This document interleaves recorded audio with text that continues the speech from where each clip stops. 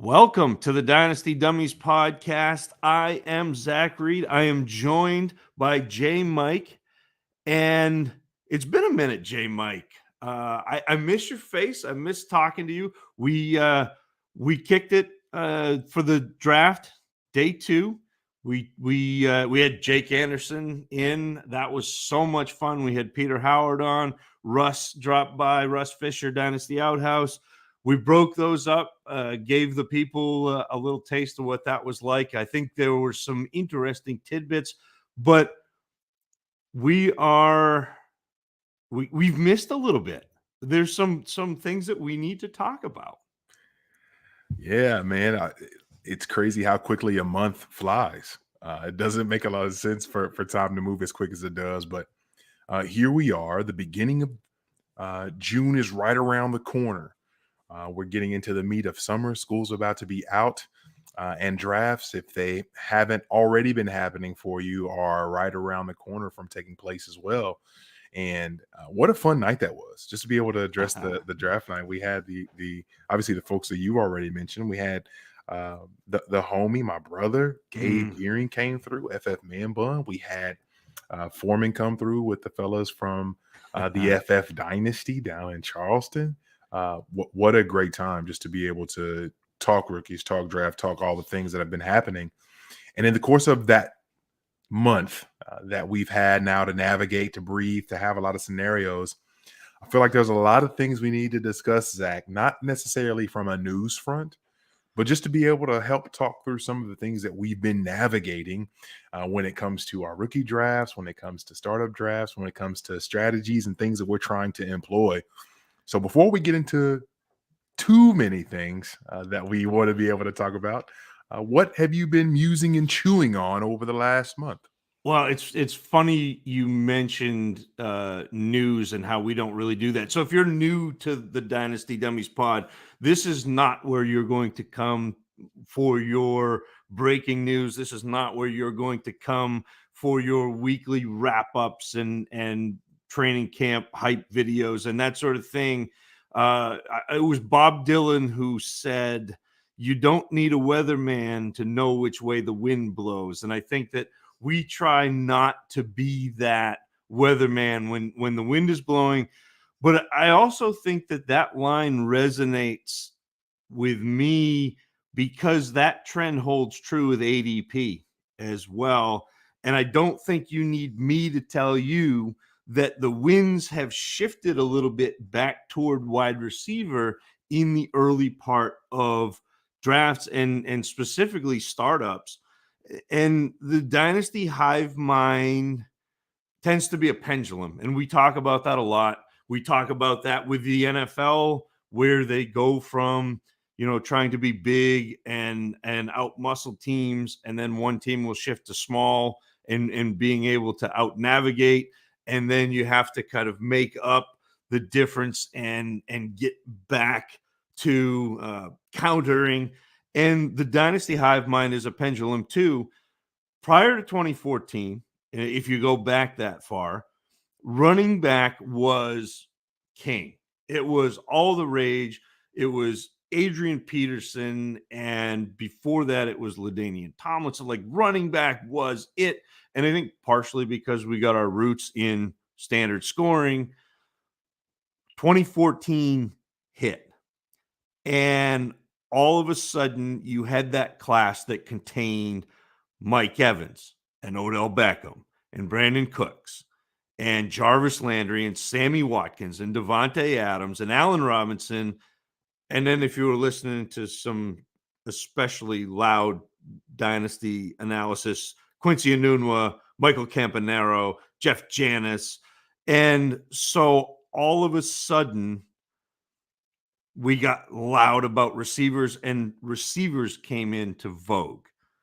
And that was great. It happened until 2017, 2018, and you got that running back, the back-to-back classes of McCaffrey, Dalvin Cook, Leonard Fournette, Joe Mixon, Kamara, Kareem Hunt, James Conner, and then Saquon and Nick Chubb. And so you had this real meaty upper echelon of great running backs, and we went robust RB. It was back. And so that kind of happened for the next 3 or 4 years. And then 2019 started to trickle in. You had AJ Brown, you had DK Metcalf, and then 2020 came in. Oh, and don't forget Debo. Debo is there. Sorry. Justin Jefferson comes in. St. Brown comes in. Then you got Chase, Waddle, and last year with Wilson and this Olave, Burks. And so now you're seeing at the top of drafts and especially startups, and I'm in a startup currently, and I've done something that I don't normally do. I pivoted and went running back early because you can get running backs early, and then some of those real stud wide receivers from that first epoch of wide receiver, the Cooper Kupps, the Devontae Adams, the Tyreek Hills, they're still sticking around late into this. And if you look at the latest DLF ADP for May, startup, Superflex, there are only 2 running backs that are going in the top 24 picks. It's Bijan, it's Jonathan Taylor, and that is it. And Bijan is the 1 first-round running back. There are 7 wide receivers in the top 24 and 15 quarterbacks. We have shifted gears. The game has changed. And I don't even think it's fair to say paradigm shift. I mean, this is a different landscape that we're working in and even a few years ago. And what's really unique about, and thank you, Zach, for the history lesson. I feel like we need a special drop to put in to make sure that people understand what the history lesson was there and what you took us through. What's really unique and what's really interesting is I think now maybe more than ever, because of so much of the specifically in Superflex, so much of the emphasis that's placed on making sure that your Superflex position is actually a quarterback, and mixing that with the rather large disdain that the community overall has for aging assets, specifically the 29-year-old-ish wide receivers. And obviously any running back that's past probably year 3 in their career, the ability to leverage unique lanes and to, as we often talk through from a game theory perspective, to, and shout out to our guy Tommy B, chasing the value of being different, you're able to truly take advantage of markets that I don't think were really there for you in the past. You didn't necessarily have the ability to get guys like Tyreek or Cooper Kupp in rounds 3 and 4 of any kind of startup at any point before. But now, with their ages being what they are, with the emphasis on younger and getting younger, and the various, I think, I don't want to say groupthink, but I do believe that overall, as the community, as a dynasty fantasy football community, the areas that you're able to actually get unique and exploit for points now and points later and value later too, it's really fun how you can navigate that. It is groupthink, and it's funny because when I first started playing Dynasty, JJ Zacharyson with the late round quarterback theory strategy was just coming into play. It used to be the quarterbacks were, if you didn't take a quarterback in the first round, what are you doing? What are we even doing? You got to have Drew Brees. You got to have, Phillip Rivers. You got to have, one of those quarterbacks. Peyton Manning, like those guys are gonna Mike Vick with the Eagles. Yeah, they're gonna carry you to the promised land. Yeah. And we're back to that. And I think that people are playing that position specifically wrong. And I don't mean to be like, we try not to be definitive on this show, because I think there are a myriad of different ways you can attack this game. But if you look at the points being put up, Mahomes, Josh Allen, Jalen Hurts, Burrow, give you an advantage. I think Justin Herbert healthy gives you an advantage. Yep. But beyond that, the next 10 guys, a ton of whom are being drafted in the first 2 rounds, there's not a lot to choose between them. I mean, heck, you had Kirk Cousins last year as the quarterback 7 overall, and he wasn't going up there. Daniel Jones was the top 12 quarterback last year. So you don't now have to I almost think of quarterback the way I think of tight end, where you've got to have the difference maker. And if you're not in those top 5, whatever, we'll shine it on and we'll figure it out. And so I think that if you can see what the community is doing and see how they're thinking, there are always going to be pockets, whether it's in a startup or whether it's in rookie drafts, which we're going to talk about today too. There are going to be places where you can gain advantages just because everybody wants to do the same thing. It's whatever is hot. It's whatever is new. Usually it's whatever has worked the last year or the last couple of years.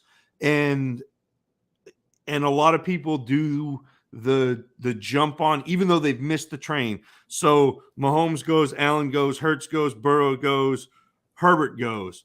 Oh no, I need a quarterback. I need to get a quarterback. Yeah. And it's easy to fall into that trap where you're the last person in that run and you're not getting quite what you think you're getting. You're not getting the positional advantage, and you would be better off pivoting to a positional advantage, taking Bijan, taking Justin Jefferson, taking Chase, even Kelsey and Andrews. Like, those are the positional advantages. And if you miss out on that run of quarterbacks, or you miss out on that run of wide receivers, there are places to pivot. And exactly like you said, you can make up for with Cup. You can make up for with Hill. You can make up for with Devontae Adams, because those guys give you positional advantage, not the longevity. And so the dynasty mind doesn't want any part of that. They want to get out of the older players. It's what we're seeing right now with running back. Yeah. I mean, the best running backs right now are, Bijan Robinson and Breece Hall accepted, are Christian McCaffrey, Saquon Barkley, Nick Chubb. Like, it's all guys who came in that class or 2 classes back 5 or 6 years ago. And so they're, for dynasty, long in the tooth, but they're still scoring the way you would want a running back 1 to score. Yes, and that piece in reference to longevity, because those are such good points, Zach. When you talk about longevity, and I think specifically in Superflex leagues, we tend to really put a lot of trust and hope in, if I have this quarterback who is a difference maker, I can have him for the next 10 years or whatever the case may be. And I just want to, again, we talk about history lessons. I want to tap in for a moment regarding QB history lessons. So essentially, if we go all the way back to the year 2011, if we look at the 2011 QB draft, that's the 2011 NFL draft, that's the Cam Newton draft. And that's the one that had the 4 first-rounders between Cam Newton, Jake Locker, Blaine Gabbert, and Christian Ponder. And if you look, all of those guys, like, there's literally none of those guys who are still in the league. Now, I know you're thinking, you're like, man, 2011, that was a long time ago. Twitter wasn't popping, all these different things. And like, you're right. That was the draft that gave us Andy Dalton as well later in the draft, Colin Kaepernick. In 2012, and if you think about this, 2012 is the last year that we actually have what people probably would hope for a difference maker of a quarterback, and that's Russell Wilson down in the 3rd round. And Kirk Cousins was also in that same draft. Again, Ryan Tannehill's kind of dust at this point, Andrew Luck, Robert Griffin. Zach, my point is, you have to fast forward all the way to 2016 to be able to get a quarterback right now who's a difference maker, or who people would consider to be a difference maker. And you had to go all the way to the 4th round to do it, to be able to say it's Dak Prescott. Carson Wentz is dust. Jared Goff, what people would not consider a difference maker in fantasy. So what I'm finding incredibly interesting, the new class, or basically we've got this major gap at the actual quarterback position where the guys who were great basically playing a different fantasy football game in general, they're gone.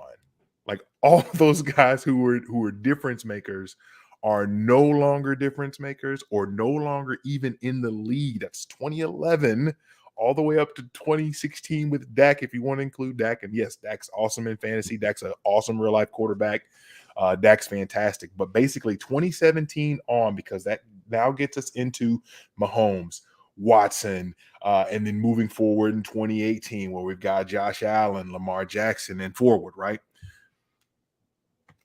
Now, what people are having to figure out is, with these either new breed of quarterback or these new levels of quarterback, will these guys that we know and love and are household names right now from what doesn't feel like forever ago, 2017, 2018, are these the guys that are going to be carrying the day forward? And are they going to be these stalwarts who are consistently going to be our difference makers, even when we look up 5 years from now?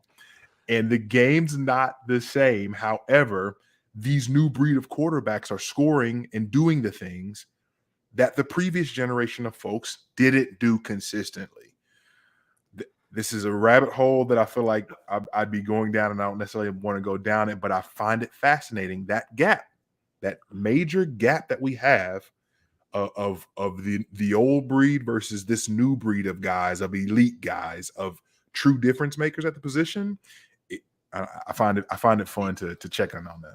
And to me, it's amazing how fast things cycle in the NFL. And we lose that because we're playing fantasy. And you hear this all the time when people are talking about quarterbacks. But, oh, well, we just take the quarterback and he'll be your starter for the next 10, 12 years. He may not be in the league for 10, 12 years. You sure? Yeah. And if he is in the league, look at your dynasty teams and go, just as an exercise, and not just JMic, but anybody listening, go look at a team that you had that has been continuous for like 3 years, and go see how many players on that team from 3 years ago are still on your roster now. And I bet the result will surprise you, because we don't often look at that. You know, you just, dynasty is forever, and you have this continuous team. The team is continuous, but the players on your team are not. And if you're in an active league, the players on your team cycle in and out.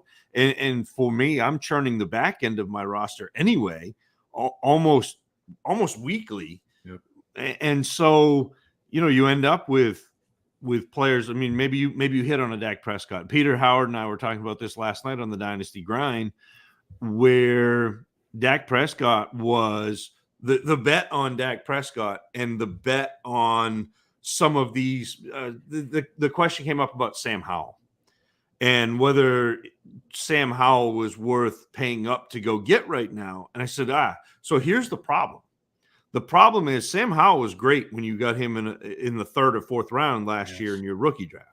But if you have to pay a first round pick to get Sam Howell now because he's ostensibly the starter in Washington, all of a sudden that acquisition cost doesn't make Sam Howell as great a bet, because what you spend to get a player, it factors into the return that you get, even though you get the same, you get the same points. Yep. But man, you could have had something else with that. I mean, I use the example of in 2010, Bitcoin was like fractions of a cent. And if you bought $20 worth of Bitcoin at that point, you'd be a billionaire. Mm-hmm. If you bought Bitcoin when the market crashed in 2020, it came down to around $3,000 a coin. That would have been great. It got up to about $65,000. If you'd sold there, you would have been really happy. But if you bought in at 40, it went up to 60, and you're like, I'm going to hold. And then it dropped down to 20 or 25 where it is now. That's not such a great bargain. You've actually lost, even though it's the same the same player, where you acquire that player in their arc and in their value arc matters. Yeah. And I was, as a young Dynasty player, I remember screaming from the rooftops in my ignorance and arrogance, Wentz forever, Carson Wentz forever. And Wentz went on to have a really good season. And I remember that very same 9-point scoring season. It was a legitimate conversation. I know I'm not making this up. This isn't revisionist history. The question was, who is your QB1 in Dynasty? Is it Aaron Rodgers or is it Carson Wentz? That was a real conversation. So I don't even necessarily know that I'm trying to land in a specific point, aside from this game is continuing to change. It's continuing to evolve. It's continuing to do really interesting things as we track the game and as we track the markets and how people are seeing and playing the game. And I find it fascinating as we talk through not only startups, but specifically as we get into some of this rookie talk and our rookie drafts. This will be a very special, I think, conversation moving forward, and a very interesting place that we can explore for not only what looking back looks like, but hey, is this a flashpoint for how the game is going to be changing in the next handful of years as well? Well, and knowing what we know and knowing how the community continues to value quarterbacks, and we just talked about 15 quarterbacks are going in the top 24 picks in Dynasty startups. Knowing what we know about how Carson Wentz had a good first year and was run out to by really smart people, like by people in the industry that I trust. Like, I specifically remember Ryan McDowell having, was a Carson Wentz, let's go, and me buying it. Like, yes, like he looked great, and we had a similar conversation. Either the next year or the year after, when Baker Mayfield had that stretch at the end of his rookie year, and people were like, Baker Mayfield has got to be a top 3 quarterback. Knowing what we know about the way the community values quarterbacks and about the way we try to get the next big thing and try to get that quickly, and sometimes we run past the goalposts and have to walk it back. Knowing that and seeing this glut of 3 quarterbacks who are all taken in the first round, who are going in the first round of rookie drafts, that is a place where, I said in a startup, you don't want to run out and grab the quarterback, 8 through 15. In a rookie draft, taking one of those players with pick 101 or 102 or 103 or 104, you could all of a sudden have first round startup value as opposed to first round rookie value. And that's a big jump, just betting on a player to come in, be moderately successful, and have the community do what we do, where we lift them. It's the Simba. We go to the Pride Rock and we lift them up. That's where we're at. Which is the perfect exit ramp for this rookie talk. We're looking now at our drafts that we've had with these rookie discussions, and we've had the hootenanny and the actual NFL draft and our rookie drafts and rookie auctions and things of that nature. Zach, I'd like for us to just take a little bit of time this evening to talk through and to navigate how we've been able to execute plans that we've set forth in our own drafts, as well as what we've seen in various pockets of the draft. And so I want to talk through specifically certain aspects of each section. I'll lead us through it. I want to be able to get your thoughts. I want you to be able to either recall a league or recall what you're seeing or what you're finding to be the overwhelming sentiment.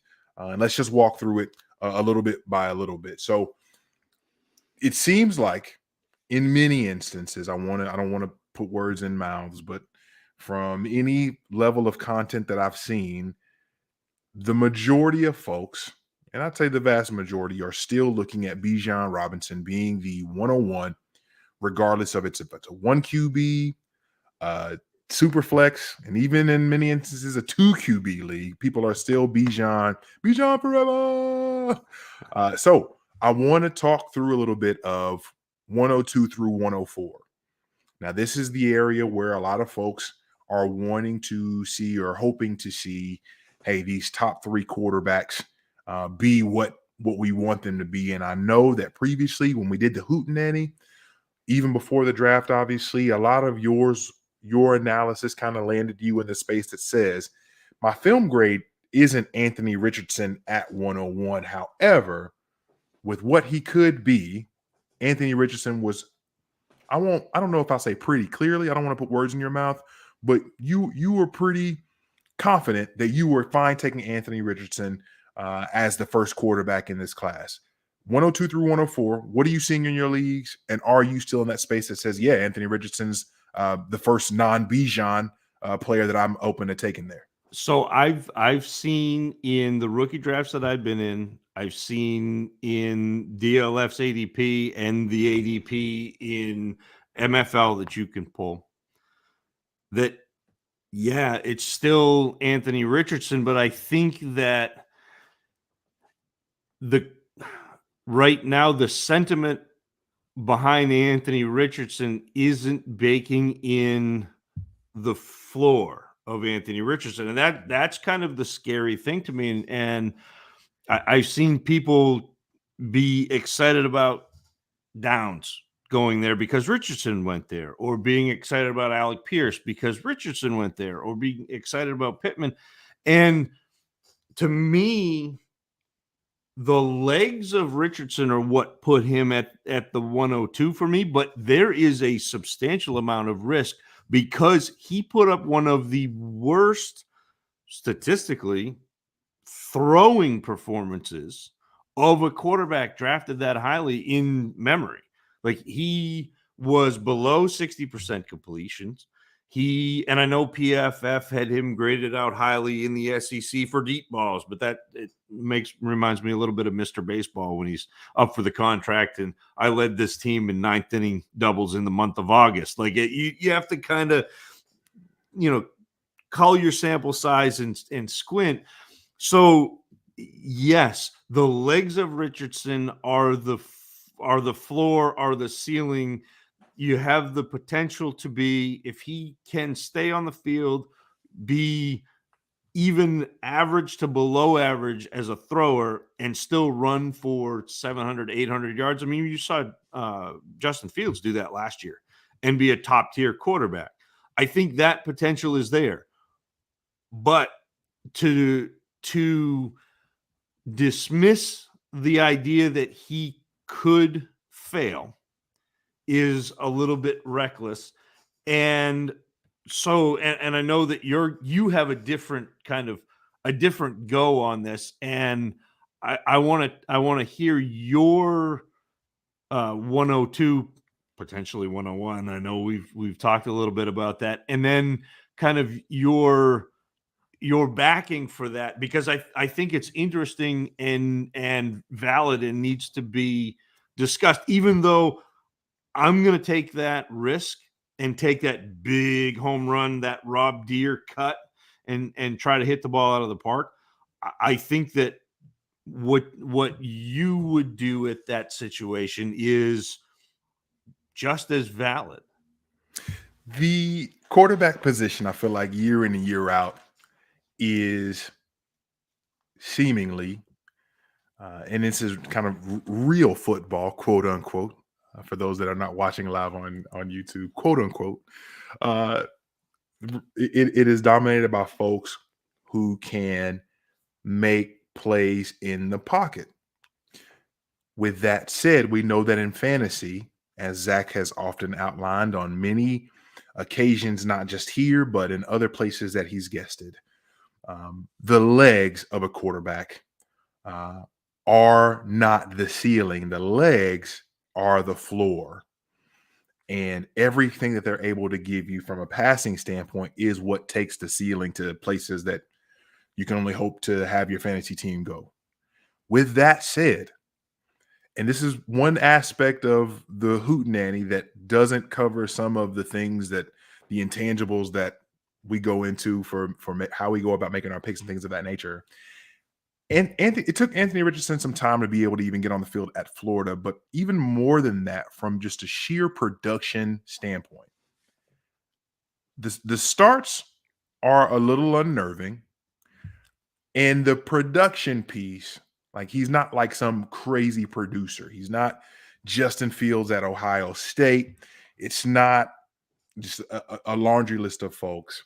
And even as we went through the hootenanny, I think one of the things that I had said even then is that I believe that Bryce Young is as good of, if not better than, any quarterback that I've had the privilege to be able to scout in this space in the 6+ years that we've been doing this, or however many years that it's been.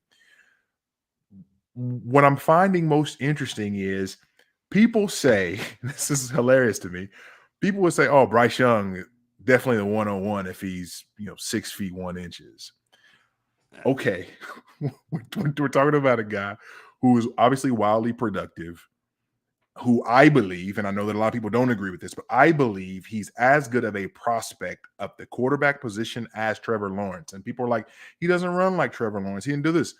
If you look if you look at Bryce Young's rushes for and I can't remember this exactly. I was looking at it the other day.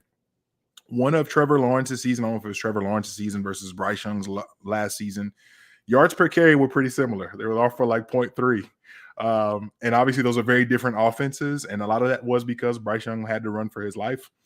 Whereas Trevor Lawrence was actually built, his offense was built for him to do what he was doing at that time in terms of his last season.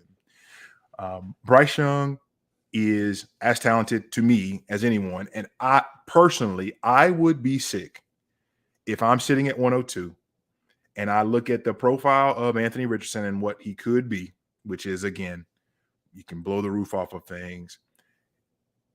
And I believe Bryce Young, I would be sick if I passed on Bryce Young, knowing that I believe with the infrastructure that he now has in Carolina, with what they're looking to be able to do, how everybody's on the same page and understanding we are here to make this guy the guy. And I'm sorry, we're also talking about a Heisman Trophy award winner. So he's not like he's some slouch in any shape or form when it comes to the actual production on the field. I find it difficult to say or see how Bryce Young does not succeed at the NFL level. I find it like I truly, and again, this is probably a lot of bias coming in terms of what I've been able to see from him play. I find it difficult to say, oh man, this guy is a bust, or this guy is not like awesome and quick to me. Yeah. And look, you and I had the same or a very similar assessment of Bryce Young, the player. There's no question that he was the best evaluation in this class at the quarterback position. Not even close. I had him above Stroud, way above Richardson as the quarterback. His accuracy, his ability to process, his ability to get the ball where it needs to be is phenomenal.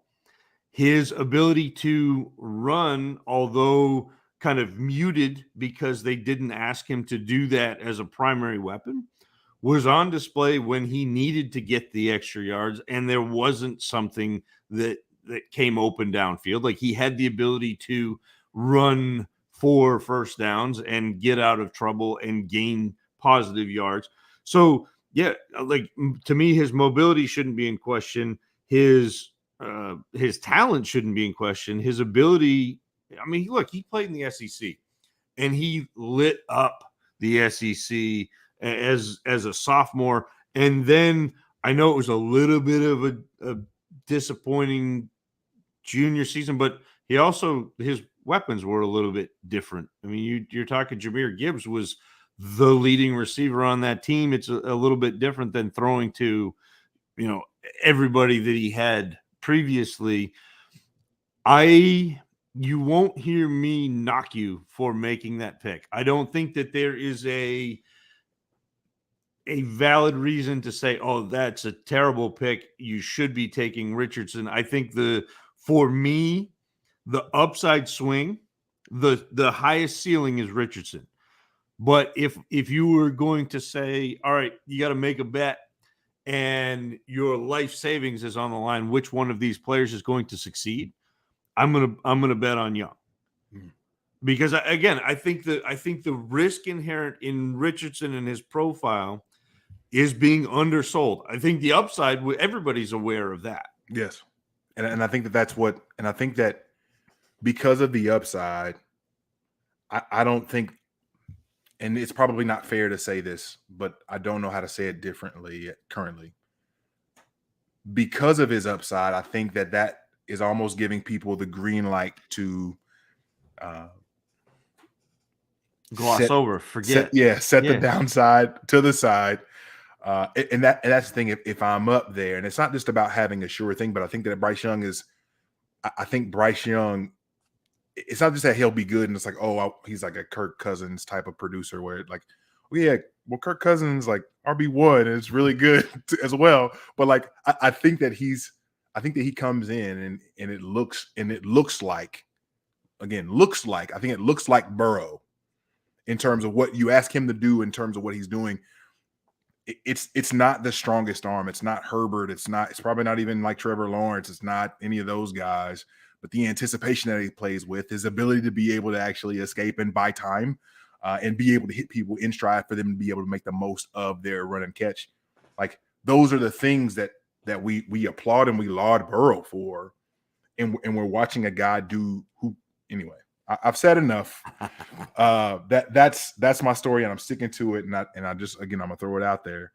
In Trevor Lawrence's 3 seasons starting for Clemson, he had 2 seasons where he averaged 3 yards per rush, and then his 2019 season, so the one that was in the middle of sophomore year, 563 yards total, 5.5 yards per rush. In Bryce Young's last season at Alabama, because they do the whole thing, he's not a rusher. He averaged 3.8 yards per rush. So again, I'm not here to tell you that he's gonna be Lamar Jackson or anything of that nature. I'm simply saying at 102, like, I feel really good with Bryce Young, and I think that we both kind of feel like, hey, CJ Stroud is you're okay with taking at 104. Like, this is pretty good. This feels good. Yeah, awesome. And I think, again, not only are you okay with taking him, but the landscape of quarterback makes that a great pick, because, again, if he does anything, you look at what the first round of a Superflex startup is right now, and not only do you have Mahomes and Allen and Hurts and Burrow and Herbert, but you also have Lamar Jackson, Lawrence, Fields, Dak Prescott, and then rolling into the second, you've got Deshaun Watson, you've got Richardson already up there, you've got Murray, you've got Bryce Young already up there. So like, and Stroud is in the top 2 rounds already. So as soon as you make that pick, the value's there. Like, it's already there. Now, but they say now's where the draft begins, right? 105 in our super flex leagues. And I think that you and I had slightly different places that we were willing to go prior to the draft. I was willing to go Jahmyr Gibbs, I think, at 105, just because I really like what he was. And I think at the time, you were kind of wrestling, hey, it's either Addison or it's JSN. I like both of these guys here a lot. At 105, then the draft happens. We see JSN's the first one off the board. We then see that followed up by Quentin Johnson. Then we see, I believe, Zay Flowers even goes next. And then poor little Jordan Addison goes behind the 3 different receivers. But in our rookie drafts at 105, Zach, is what you said, the last shall be first and the first shall be last. How does it look for you when you're looking at 105 to 108 in that kind of jumbled area there? So I think the 107 is my favorite pick. I think that if I could get to the 107, if I had the 105, I could get to the 107 and get a second round pick thrown in there. That would be my ideal spot. I like Jahmyr Gibbs. I think Jahmyr Gibbs is a fantastic running back, but I think that it was really funny that he landed in Detroit because all through this, looking at rookies and watching the film, I got such a swift feeling from Jahmyr Gibbs. He lands in Detroit, ostensibly replaces Swift, and I think that may be the worry I have is, are you going to get the carries? Plus, like I don't have a question about the receiving work. I think Jahmyr Gibbs is an incredible receiver out of the backfield. I think he's going to give you a ton of really big chunk plays. I think if you get him in space, he is fantastic. You can run him on wheel routes. He may catch, the ball 20, 30, 40 yards down the field. Like, he's that talented. But if I'm going to make a play for a player that I think isn't quite in the upper echelon of his position, is good, but not at that McCaffrey, Bijan, Barkley level of difference maker, I would have a real hard time passing up those two wide receivers who I think are incredible. And I had the 105 in Trade Addicts 11, one of Russ Fisher Dynasty Outhouse's Trade Addicts leagues. Awesome league. Russ is a great commissioner. If you ever get a chance to play in one of his leagues, do it. Do it. It's so much fun, and such good people, and I don't think I've ever seen a league as active, which I guess it's in the name. It's the Trade Addicts League. It's kind of like the Dummies. They're very upfront about it. But I had the 105, and I couldn't get a deal done to move back to the 107. It wasn't happening. I tried. And so I took Jordan Addison at the 105. And I took Jordan Addison at the 105 because I had he and JSN graded out like spot. Like, you couldn't pick between them pre-draft. The landing spot in Minnesota, I don't think you could have picked a better spot. In fact, when we talked pre-draft, that was the place where I wanted to land Addison, because Addison reminds me so much in the way he works and the way he gets open of a Jalen Waddle, of that player who needs to be a 2 to be a 1. And obviously he has the best wide receiver in the NFL on his team, so he's the 2 there. But I think he also walks into a spot where he can earn a ton of targets from a very accurate quarterback, from Kirk Cousins, who's he's supported 2 top 12 wide receivers multiple times before, with Jefferson and Adam Thielen. So it's not out of the realm to me to see Addison succeed early and be not only a great dynasty asset with the value, but also I think he's going to score some points this year. And I think it's harder to see JSN get to that position as quickly as it is Addison. And to me, I don't think that there's much to choose from the talent. I think JSN is awesome. I think Jordan Addison is awesome. So to me, if I'm not, I would break ties to the talent. I think the talent is the tie. And so now I'm looking at situation and I'm trying to return points. If I wasn't a contender, fine, JSN, if that's your flavor, go ahead. But I think for this year and next year and that quick production, you're going to be hard pressed to find better than Jordan Addison. Yeah, and I think the really unique piece to Addison right now is, and once again, I find it hilarious, the knocks that people have, and the draft happens, and all of a sudden, so many of those discussions then go away when we talk about what they are as players. But what I'm finding interesting right now is this group of wide receivers and Gibbs specifically. And it feels like they're consistently the same guys between 105 and 108, but they're going in various orders. You can have JSN be the one that's going directly at 105, and you're seeing Addison drop to 108 or 109. You're seeing Zay Flowers drop to 108. You're seeing Quentin Johnson be the guy that drops to 108. It kind of is fluctuating, and it's really unique. And even going back to your prior point about the life and times of Jahmyr Gibbs, and what I find most interesting is even with all of the comparisons that you're able to see in terms of how he wins and what we saw from DeAndre Swift, one of the most interesting pieces is they're basically getting DeAndre Swift minus all of the injury baggage that he brought with him from college and then maintained in the NFL, which is one of the things that kept him from being able to get the workload that he probably would have wanted, and maybe even that they wanted to give him at times, but weren't able to because the consistent availability was never there. So this part of the draft is fascinating, and I want to get us moved along a little bit more so that we can cover a little bit more before we close out for the evening.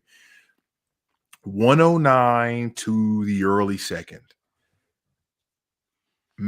I won't say as much as any year. I don't want to overlook what recent history has given us, but I did do some thinking and some digging in this aspect. And in so many of my leagues that have drafted to this point, the names of who goes at the end of the first can vary so greatly. And I think even about the Olympians league that we're in, I'm thinking Will Levis falls. I can't even remember what exact pick he fell to, but I'm pretty confident it wasn't late first and ended up going into the second, like late second. Like it was a 208. while. Yeah. So Levis is a guy that I'm thinking like, shoot, I'm happy to have, like, I'll swing and take this shot at 109, 110. And in some places he's falling way back, but we're getting the likes of that bevy of running backs that went when it comes to day two. So we've got Charbonnet from Seattle who went in the second, Kendre, Devon Achane jumped up there, Tajay Spears, Tank Bigsby's a guy that typically getting in the later part of the second round, but I'm happy to take early and in the middle. And even Roshan's even a guy that has jumped. He's a day three back that's jumped all the way to mid-second in many instances. We're also looking at the likes of, obviously, Dalton Kincaid, I feel like people love. Sam Laporta went in the early second round. We've also got, obviously, Michael Mayer. And then we get into a glut of receivers that I feel like people have had to figure out what they're doing with too. Jonathan Mingo, Jaden Reed, I don't think so much goes in this range, but we're looking at the likes of Rashee Rice. We're looking at the likes of Marvin Mims. This is a talent-rich area of drafts, and the way that it's shaken out league by league has varied more than what I can remember in years past in terms of where the actual names are going and who people are taking the shots on. What are you liking late first, early second, and what have you seen in some of the leagues that you've been in? Well, first, I don't want to misconstrue or I try not to pat ourselves on the back. We're not very good at self-promotion, but in episode 240, before the draft, we talked about trading into the spots 8 through 10. Yep. And 8 through 10 have been very consistent. It has been, that Quentin Johnston, Zay Flowers, that area. And in almost every league I'm in, it's been Will Levis, except for Olympians, where I don't know what was going on. I didn't have a pick until the fourth. So the hate. Oh, I think that, just based on the way we value quarterbacks, taking Will Levis in the late first is a real nice play. But the interesting thing about this draft is, and it's we've talked about it all the way through this process. The first 7 picks were pretty set. The 8 through 10, I liked the players I could get there, and we kind of expected that to solidify, which is why we told people to go before the draft, make this play, because it's going to be a little bit less fluid, and the players that we thought were going to be there are there. And beyond that, like I do think Levis is a great play. For me, I'm looking at Rashee Rice, who I had as the wide receiver 5 pre-draft, lands in Kansas City.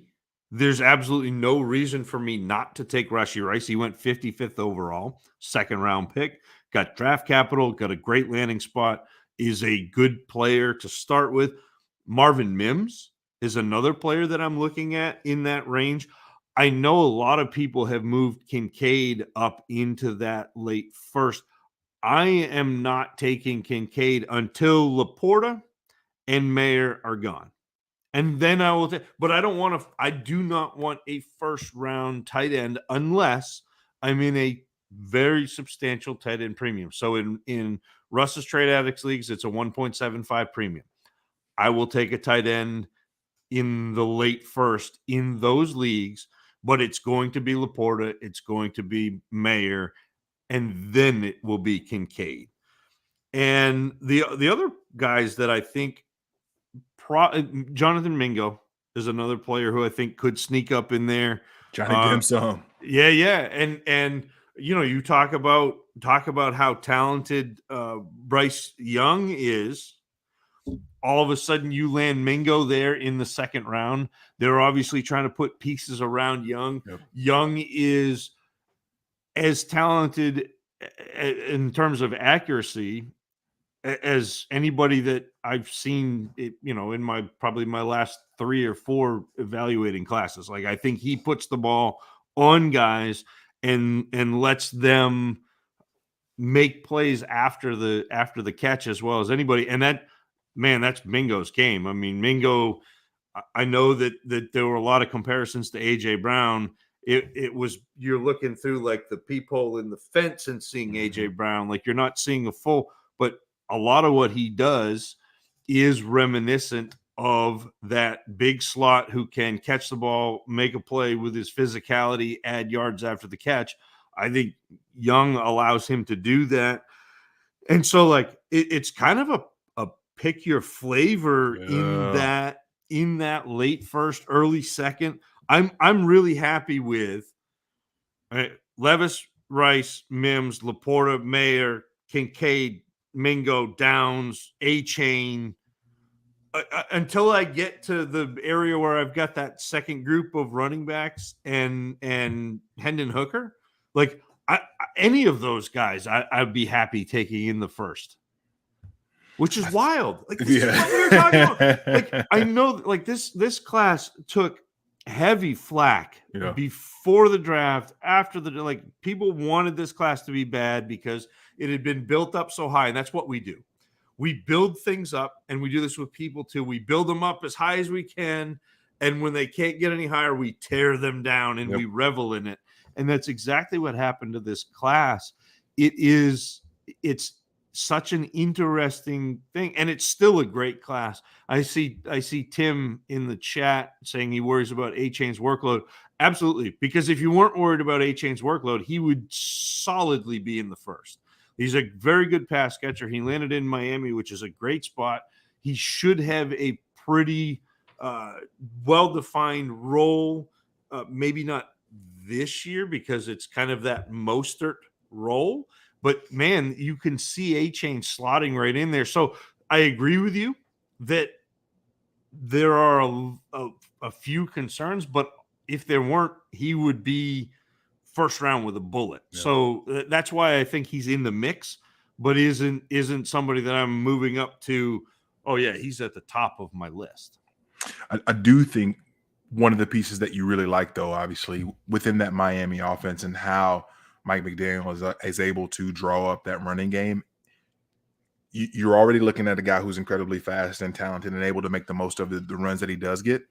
And then you're putting him with an offense who can be wildly efficient and make sure that there's space for him to be able to operate. And I think that's something that can excite you. While the workload may not be where you want it to be, you can see him, along with a ton of these guys, being guys who close the year as maybe not the guy in the offense, but close the year hot, close the year maybe with a majority of the workload or the majority of touches. And really, all of a sudden, we're looking at this crop of running backs that could hopefully be something that we're excited about coming into their second season. And now we've got a plentiful running back room, at least for a year, plentiful running back landscape to be able to look at for the rest of our dynasty time for moving forward.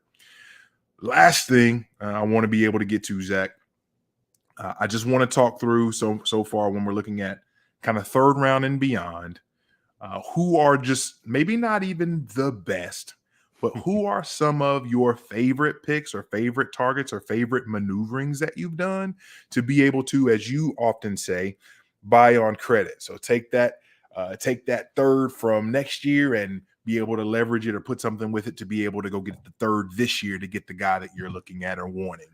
It's funny, and it process-wise is terrible because, because it's a 6th-round NFL pick, Kayshon Boutte. I'll come out like he's the player that I end up with in the 3rd or early 4th that I come back into the draft just because I had such a high grade on him pre-draft, and his fall from grace is primarily off field.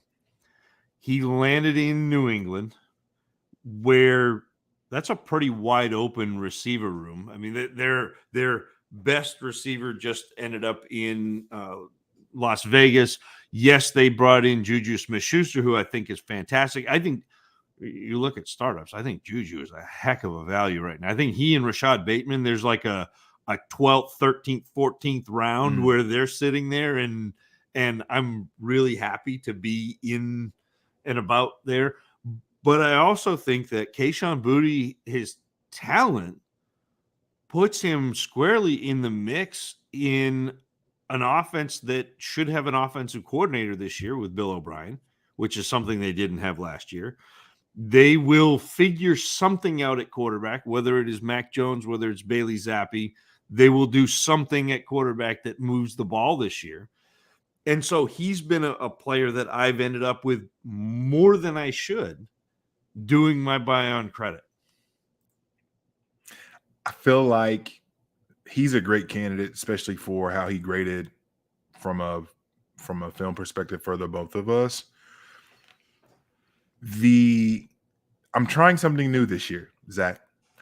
I went back and I did a little bit of history, a little bit of research on myself. And I went and looked at, and I think a lot of people kind of brag on their hit rate, how well they navigate their drafts and how many picks that they don't burn and things of that nature. I'm here to tell you there are plenty of 3rd, 4th round wide receivers in rookie drafts that I've taken that they end up just being, I think, what you can consider roster cloggers. And that's something that this season, with the glut of running backs and tight ends that I find intriguing in this class, I have steered clear of essentially 100% of day 3 wide receivers. And it's not because I don't like those players. We've talked to those guys. We've watched plenty of those guys. I like a lot of these players, generally speaking. But when we're looking at essentially, and really even some of these 3rd round guys, like I have, and it's not like I'm not in a ton of leagues or anything crazy, but I'm in on none. I'm in on none right now. Like no Tank Dell, no Jalen Hyatt, no Cedric Tillman, because I'll tell you why. What I'm focusing on and what I'm curious of is if I'm timing the running back resurgence right, Mm-hmm. am I, is this group or is this draft really a draft where we can look and see a lot of these running backs possibly strike, maybe not gold, but can we strike silver? Can we strike bronze with some of these later round guys? So when we're working our way on day 3 back, and obviously we know Roshan went in the 4th to Chicago, great opportunity for him to be a part of that room. And perhaps again, we talk about finishing strong, somebody that I'm super excited about to see how that looks. Izzy Abanikanda, does he get work early if Brees Hall's not ready? And if so, is it a case where even though I'm not huge on his film, I understand his ability to hit home runs? Is he someone that could offer early value that solidifies his role in that offense? Chase Brown in Cincinnati. Again, we know the Mixon situation and Piron's not there. Eric Gray, Saquon's there on the franchise tag. Evan Hole in Indianapolis. Are they going to pay JT? What's happening there? So that group specifically and all the second round guys, I have drafted and traded up on credit to be able to get pieces of any and all of those guys. Even Dwayne McBride in Cincinnati, in Minnesota, is another player that I've even been excited to be able to get in 4th rounds because I like what could happen. And even a guy that both you and I are not excited about, Sean Tucker, right? Sean Tucker had the one of, if not the worst lead ups in the draft, but he lands in Tampa Bay. And while I'm not the biggest Rachaad White fan, and we'll see what kind of happens with that Tampa Bay backfield and Tampa Bay team, like could in the late 4th, could Sean Tucker fool around and find his way in the rotation in Tampa Bay? So that's what I'm pushing this year. I hadn't really put that out publicly until now, but I'm curious your thoughts on that and how you navigate it. Well, and that's exactly to me how you play the back end, the 3rd, the 4th. If you're in a rookie draft with a 5th, like it's a really tough road for wide receivers to become relevant. Yes. Running backs need an injury to somebody in front of them. They need, a day where all of a sudden the coach decides to go with a hot hand and they see the first, hole that you could drive a Mack truck through, and all of a sudden you get 15 carries. Like, I think that's exactly the way, JMic, to play the back end of rookie drafts, the back end of your roster, because if Tank Bigsby gives you 2 running back 1 weeks, that's a win. It's on. If Roshan Johnson decides to ascend for half a season, that's a huge win. No.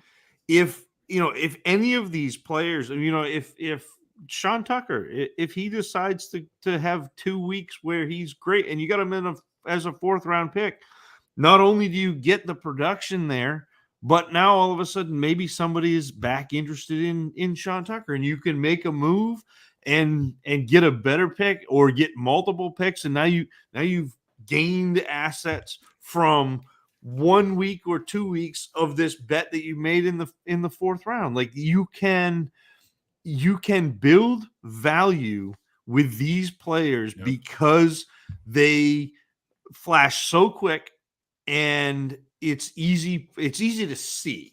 I mean, that's the other thing is in season, a running back goes down. You know who's starting. Yep. And everybody goes to the waiver wire and they're like, oh, is Eric Gray available? Oh, no, he's on JMic's roster. So all of a sudden, you've got a market for Eric Gray because he's the starting running back filling the Saquon Barkley role. Like, this is a thing. And even if they don't take over the role for next year, there's still a chance to accrue value and at the very least have some points where you can fill in and have great weeks. I mean, Chase Brown in Cincinnati, like, who knows? Mixon didn't look great at the end of the year. Samaje Perine came in. Perine's in Denver. what does that look like? Does Chase Brown get a couple of games where he can pop off? Those bets and making them with later round picks that don't hurt you to make. Yes. That to me is the bet. Is you're making a bet with a replenishable asset. You get third, fourth, fifth round picks every year. They come back, but you're making those bets, and there is almost no downside. It's all upside, and so why not bet on the pieces that give you the most upside? That's just game theory, and that's just a good, sound way to play fantasy football. Yeah, this was the year, and I had, after the draft happened, I said that this is the one where I want to test this out. So many of those wide receivers become guys that I'm never quite confident in starting, but I think they could possibly do something at some point. And that's the case with so many of these wide receivers. Like, okay, if I'm going to point at one that says, okay, this guy's probably going to enter top 36 wide receiver territory where I'm feel pretty good about starting him. Like who's going to do it? And it's not even necessarily a who, like from a talent standpoint, but like these are picks that I can make in the third and fourth round, and they're always going to be third or fourth round value guys. And all of them won't. Obviously, some of them will ascend, some won't. But with these running backs, like if I'm taking some of these guys in the fourth, like it's possible in the same exact season I can turn around and get a second for them for the following draft. So that's what excites me right now. That's it, and that's even if one of the receivers becomes a top 36 wide receiver, people aren't excited about that. Right. Whatever. They're not excited, but they're excited about 2 weeks of a running back one. Yes. So why not make that? Why not make that bet? That is the best way to play it. Man. Oh, what a fun discussion, Zach. I feel like we could do this. We could have done this way more in depth and for even longer, but this has been a great way for us to be able to jump back in a little bit. Over the next couple of weeks, your boy's going to be out of the loop, unfortunately. So I don't know if and or what we'll have planned in terms of, or I guess really what Zach will have planned in terms of over the next few weeks, if it's a vacation for him as well, or if we'll be recording. But I am so excited about not just this draft season, and not especially even our main draft coming up very soon. The good folks up in the McCoys, but how the summer continues to go, how we're going to be able to navigate the value peaks and valleys when it comes to these videos and screenshots and things that we see from a news perspective. Man, it's happening, Zach. It's happening. Yes, the hype videos, the OTAs, the training camps, it's all coming to a head. We're only like a couple of months from actual football, so we still got a little build up. I think the next week I am going to do, and what's one of my favorite shows, but I'm going to talk about the Scott Fish Bowl and all of the things that go around that. And if you're on Twitter, you're going to see a whole bunch of hashtag SFB13. You're going to see a whole bunch of, if you follow me, you're going to see a whole bunch of retweets of Scott Fish, of Russ Fisher, of FantasyCares.org, and all of those things. And so that'll probably be, at least for next week, what I do. It's one of my favorite times of year, favorite things to talk about. My favorite piece of this community is the fact that it is a community that comes together, does a lot of great things for charity. So that'll probably be next week, especially if you're gone. That's a pretty locked and loaded solo show for me. It's easy for me to talk to because I love what goes on in this time of year, and it's getting so big, which is even better. There are more people involved. You see people that are new to the space finding a home with the Scott Fish Bowl, so that's a lot of fun. And luckily there's not a lot of stuff going on. I mean, we could talk a little bit about Brock Purdy throwing. We could talk a little bit about Javonte Williams back at OTAs, nice knee brace, but still running on that knee. but we'll get there. We'll catch you all up. We're, like I said, we're not a news show. We're strategy, game theory, trying to find you the edges at the margins that you may not get other places. Oh gosh, why does it have to end? Obviously, I'm on Twitter at JMic Check. Zac is on Twitter at Tacit Assassin 13. We are on Twitter at Dynasty Dummies. Zac, floor is yours. Yes, appreciate you, everybody in the chat who rolled with us, and everybody on the podcast side. We really appreciate you sticking with us. If you're new, welcome. We appreciate you. If you've been around for a while, we feel you. We're here. We've been with you. We appreciate you riding with us. This was a fun show, JMic. It's good to be back. We'll get it ramped up when you come back into civilization where we can chop it up. So it's been a fun show. We'll catch you next week. This has been the Dynasty Dummies. Thanks for listening. Peace. And then somewhere up here is end broadcast. Click, click.